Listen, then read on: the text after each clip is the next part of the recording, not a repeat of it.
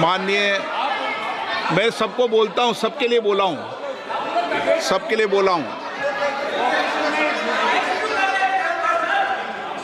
Record में नहीं जाता कुछ भी, क्यों सदन में व्यस्त है? माननीय विदेश मंत्री जी। Speaker sir, I rise to apprise this august House of certain recent developments pertaining to Bangladesh. As honorable members are aware, India-Bangladesh relations have been exceptionally close for many decades over many governments. Concern about recent violence and instability there is shared across the political spectrum. Speaker sir, since the election in January 2024, there has been considerable tension, deep divides, and growing polarization in Bangladesh politics.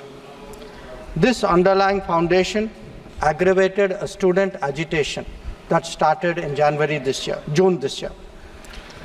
There was growing violence, including attacks on public buildings and infrastructure, as well as traffic and rail obstruction. The violence continued through the month of July. Throughout this period, we repeatedly counseled restraint and urged that the situation be diffused through dialogue. Similar urgings were made to various political parties, political forces with whom we were in touch. Speaker sir, despite a Supreme Court judgment on 21 July, there was no let-up in the public agitation. Various decisions and actions taken thereafter only exacerbated the situation. The agitation at this stage coalesced around a one-point agenda, that is that Prime Minister Sheikh Hasina should step down. On 4th August, events took a very serious turn. Attacks on police, including police stations, and government installations intensified even as overall levels of violence greatly escalated. Properties of individuals associated with the regime were torched across the country. What was particularly worrying was that minorities, their businesses and temples also came under attack at multiple locations. The full extent of this is still not clear.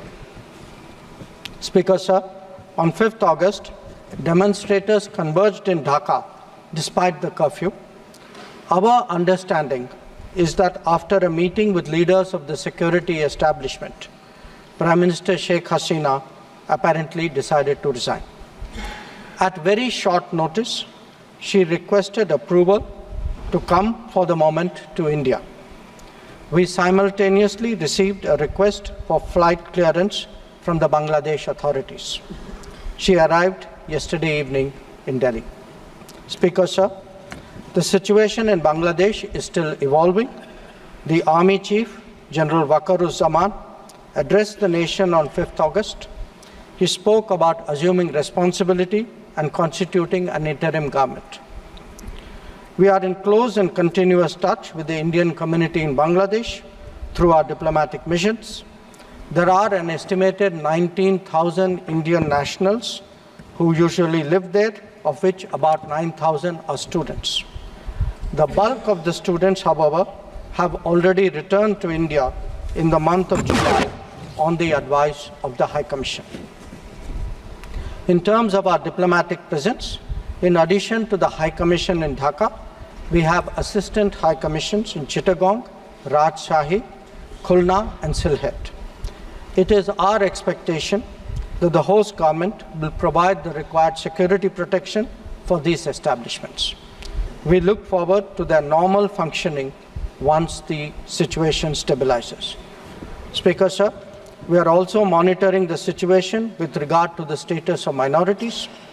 There are reports of initiatives by various groups and organizations to ensure their protection and well-being. We welcome that. We welcome that and will naturally remain deeply concerned till law and order is visibly restored. Our border guarding forces have also been instructed to be exceptionally alert in view of this complex situation. Speaker sir, in the last 24 hours, We have been in regular touch with the authorities in Dhaka. This is the situation as of now. I seek the understanding and support of the House in regard to sensitive issues regarding an important neighbor on which there has always been strong national consensus. Thank you.